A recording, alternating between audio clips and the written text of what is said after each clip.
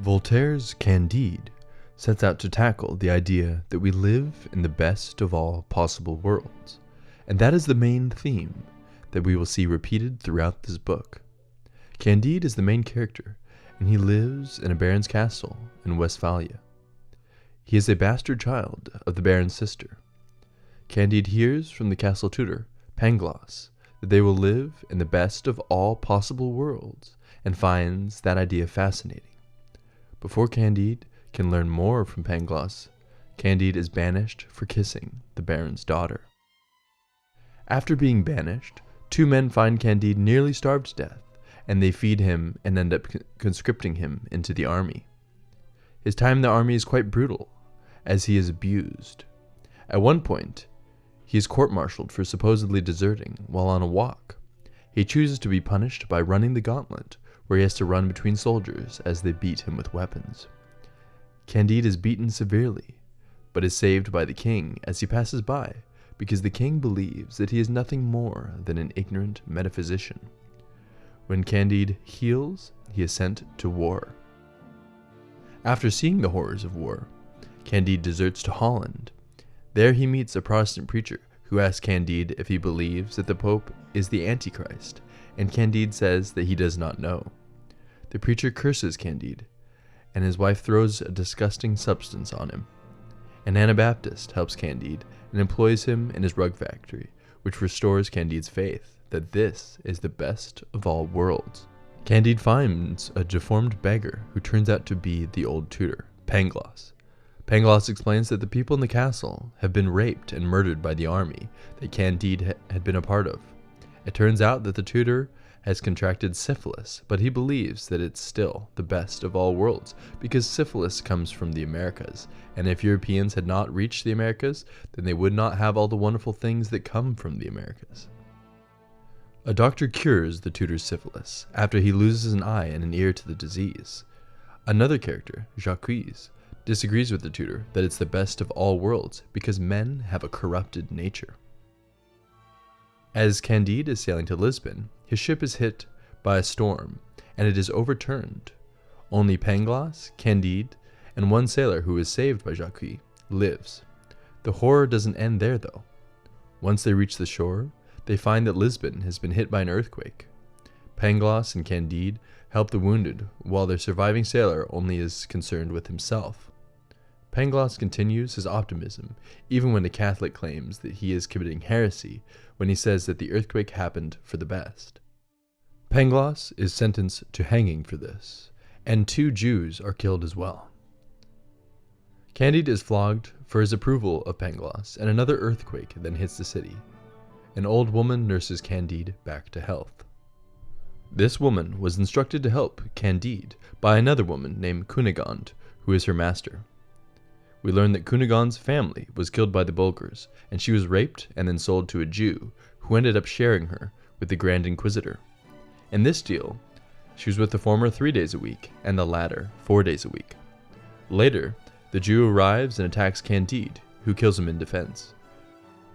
The same happens to the Grand Inquisitor afterwards. Candide, Cunegonde, and the old woman steal some jewels and flee on horses.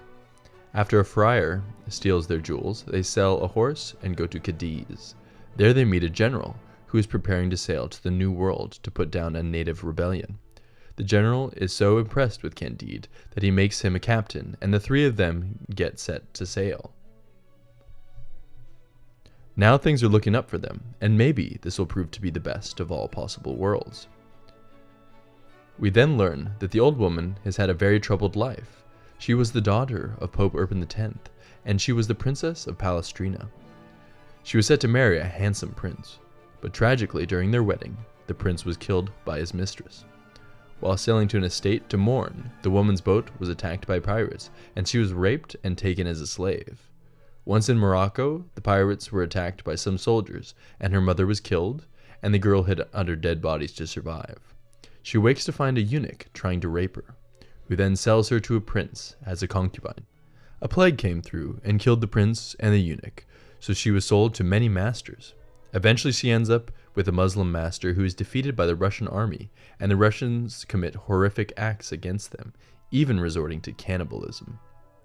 The woman is sold as a slave again to an abusive Russian and lives with him for 2 years until he is executed. She works as a servant for many years after that. She concludes that life really isn't worth living, and she thinks that everyone has moments where they wish they were dead. Candide and Cunegonde test this theory by asking the other sailors of their experiences, and they learn that everyone has experienced this. Some Portuguese officers are in Buenos Aires looking for the 3 of them for the murder of the Grand Inquisitor. Candide flees and Cunegonde stays. Candide and his valet, Cacambo, side with the Paraguayan Jesuits in the war, and they go to talk to the colonel, the highest ranking officer they can find. The colonel is hesitant at first because he doesn't like the Spanish, but he is wrongly informed that Candide is German, so the two meet. It is revealed that the colonel is Cunegonde's brother, and he is delighted to hear that Cunegonde is alive. We learn that the colonel survived the Bulgar attack after being knocked unconscious and mistaken for dead. A Jesuit noticed that he was actually alive. The colonel later became a Jesuit and went to Paraguay, where he became a colonel and a priest.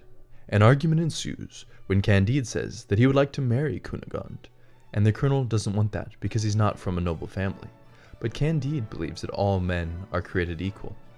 A sword fight ensues, and Candide stabs the colonel. He then flees with Cacambo, wearing the colonel's clothes. As they flee, they see 2 women running naked with monkeys chasing them. Candide kills the monkeys, only to find the women begin weeping, and he learns that the monkeys were their lovers. That night while sleeping, the 2 awake to find themselves surrounded by natives called Biglugs. The Biglugs mistake them for Jesuits, and are going to get revenge on them. Cacambo talks them out of this though, convincing them that actually they're just wearing Jesuit clothes because Candide stabbed a Jesuit.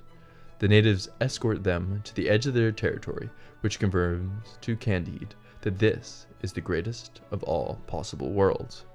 Cacambo and Candide carry on for many miles until they begin to starve and their horses die. Then they find a canoe, where they row down the river until they find a village. This is a sort of socialist village, where the people have free housing and gold and diamonds are just like rocks, nothing more. This must be a utopia, they think. They meet a sage who explains to them that this is El Dorado, and they get introduced to the king. They learn that the king really isn't above anyone else, and that this community lives in perfect harmony without any prisons, only schools. Here, everyone must agree on everything, and generally no outsiders are let in. Candide decides to go find Cunegonde, and the king has a machine built to fly Candide and Cacambo, as well as sheep and jewels, out of the city walls. All but 2 sheep perish on the journey. They land and meet a slave who is disabled, and he tells them that he was sold into slavery by his mother, which shakes Candide's belief that it is the best of all possible worlds. Candide sends Cacambo to get the old woman and Cunegonde, while Candide tries to get passage to Venice, and the slave master offers to let him use his ship. Sadly, most of Candide's fortune and both of his sheep are stolen when the ship sails off without him.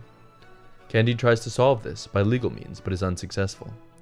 He then finds the most unhappy man that he can and asks him to journey to France. Candide uses some of the last of his fortune to sail towards Cunegonde. During his trip, Candide and the unhappy man debate whether this is the best of all worlds. They see 2 ships fighting, and one of them is sunk, which turns out to be the one that stole Candide's riches and sheep. This is further evidence to Candide that it is the best of all possible worlds. But why would innocent men need to die because of this crime committed to him? A debate over free will ensues, with Candide on the side of free will, and the unhappy man seems to be more of a determinist. After docking, Candide and the unhappy man travel by carriage towards Paris. When Candide becomes ill, doctors try to help him, but he only becomes sicker. During a card game, Candide loses most of the last of his money, and in a subsequent philosophical debate, he has his jewelry stolen. Candide is tricked into thinking that he meets with Cunegonde, but it's in a dark room, and it turns out not to be her. A group of officers arrest Candide as a suspicious stranger, but he manages to pay his way out of jail and onto a ship to England. They turn to Venice when they see an admiral being executed in England for letting his men be cowards in war. Candide loses faith in the goodness of the world after being unsuccessful in finding Cunegonde. He meets an unhappy monk named Giroflée and a prostitute named Paquette, who was Pangloss's mistress back in the day. She does not want to be a prostitute, and he does not want to be a monk, but they are both forced into their positions. Candide gives them some money, hoping to ease their suffering. We meet a count as well, who lives life without pleasure, and we learn that there is, quote, some pleasure in having no pleasure, end quote. Candide runs into Cacambo, who is now a slave, and we learn that Cunegonde is in Constantinople. He meets 6 former kings that have been deposed, and he offers them some jewels. Candide buys the freedom of Cacambo, the baron, and we learn that Pangloss actually survived. All 3 of them are slaves, but now are free because of Candide. He also learns that Cacambo has purchased Cunegonde's freedom, but she was abducted by pirates and has gotten horribly ugly. Much misfortune has befallen the baron, Cacambo, and Pangloss since he last saw them. Despite his misfortune, Pangloss believes that pre-established harmony is the finest notion in the world. Candide reunites with the old woman, Cunegonde, and buys a farm. He will marry Cunegonde, though she has become truly ugly, and the baron again rejects this, as Candide is still beneath her. They agree to send the baron to the galley, and the wedding will continue. Cunegonde is growing uglier, though. The entire group is unhappy, and misfortune has befallen all of them. The myth of the best universe is shown to be just that. However, the book ends with them meeting a man who has a small farm, and he invites them to dinner. His family lives a simple life, where they spend most of their time working in the garden. The ending message of this story is that it is the best of all possible worlds, but we must, quote, cultivate our garden, end quote. Thank you all for listening, and please check out more of my videos. Thanks.